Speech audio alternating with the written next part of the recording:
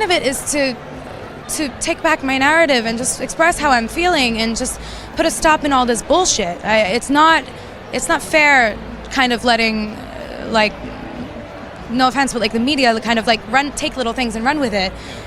So that was the intention behind it, and then it turned out being this beautiful thing. All right, Ariana Grande, you are Billboard's 2018 Woman of the Year.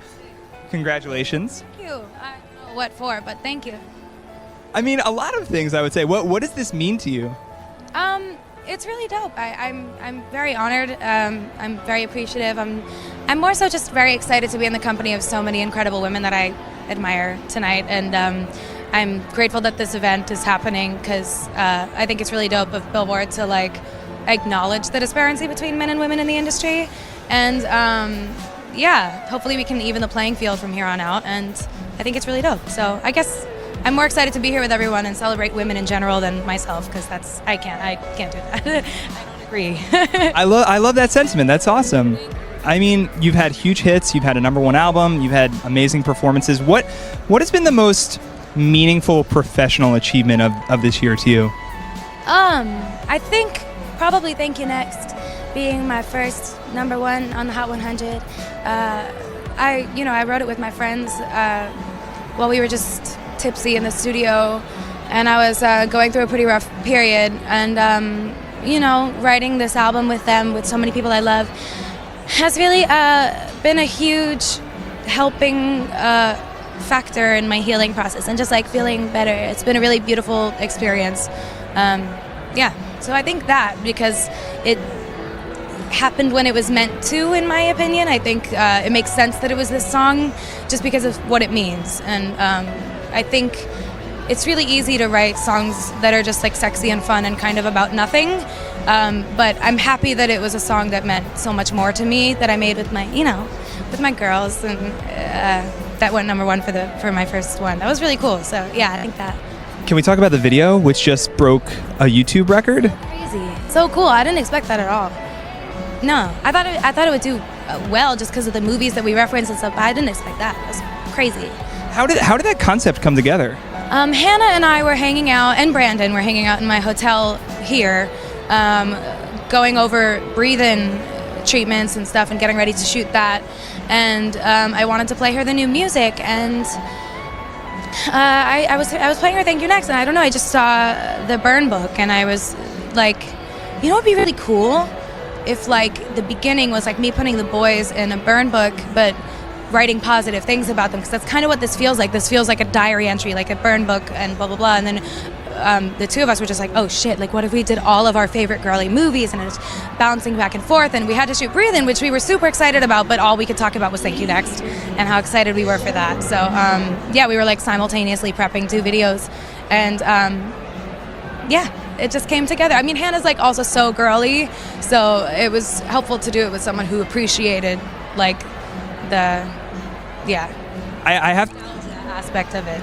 I'm curious, were there any movies, like early 2000s movies, that like almost made the cut but didn't?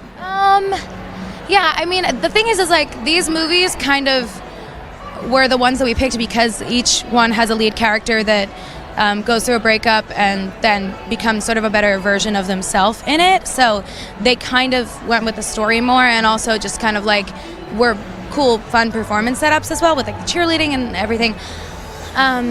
But I don't know. I would have loved to have put some more. I'm a big Crossroads fan, a big Girl Interrupted fan. It would have been really sick. But I mean, if I went with like my favorite movies, it wouldn't have made any sense, because it would have been like, you know what I mean? It would have been like really dark and weird. Yeah. So yeah, it would. One of the things that you spoke about in our recent cover story is upending expectations for pop stars and how you release music and the timetable of releasing music. And I thought that was really powerful, and I just wanted to see what you've seen and what you felt over the past few months of just dropping Thank You Next when you wanted to. Well, I'm definitely now doing whatever I want, whenever I want. I'm just gonna hopefully be able to just like drop shit, you know. That was the coolest thing in the world to me, because everyone was like, no, we shouldn't drop it on the weekend, because like we had the idea like Friday morning, and it was just, you know, I was like, Victoria, wake up, we gotta get this mixed, let's go. We went to Tommy's house, we rushed, we got it done, we got the cover art marked up. It was all very fast, And everyone wanted me to not do it in the middle of the week, but I was like, you know what, like, the point of this is not to have my first number one like, this is not the point of this record. The point of it is to take back my narrative and just express how I'm feeling and just put a stop in all this bullshit. It's not fair kind of letting, like, no offense, but like the media kind of like take little things and run with it. So that was the intention behind it, and then it turned out being this beautiful thing. And I guess that just goes to show that, like, the more honest and, like, I guess you are and fucks less you give, it really might turn out to be a beautiful thing for you.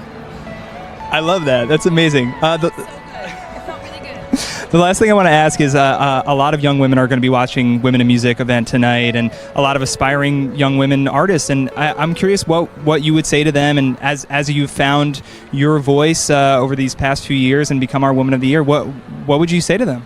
I think what I would say to them is to always listen to yourself. Like, there's a little voice in there, like, and in here, that always tells you certain things. And in this industry, people will come in and try to skew you one way or another, or style you a certain way, or make you try a sound that, you know, maybe isn't what exactly you want to do, or pick a single that maybe you don't love.